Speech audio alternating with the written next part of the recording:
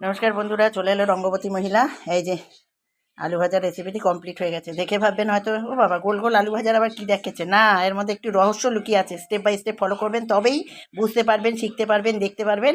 এবার খেয়ে দেখ কেমন, এক্ষুনি মাল সব উঠে যাবে আমাদের। সাবাস সাপ। খুব সুন্দর। হিমসাগর কত করে? হিমসাগর 70 টাকা কিলো, 3 কেজি নিয়ে এসছি। আচ্ছা বল এবার হিমসাগরের মতো কে? আমার বউ যেরকম হিমসাগর, সেই জন্য আমও এসছে হিমসাগর।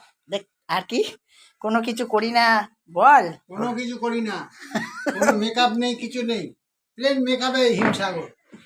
আমার বউ হলো হিমসাগর, আর আমি হলো হিমসাগর, খাওয়া হবে হিমসাগর। 20 কেজির মতো মাল উঠে গেছে। সাবাস সাবাস। আলু ভাজার রেসিপিটি কেমন সেটা বলো এবার। খুব ভালো আলু ভাজা, টেস্টফুল।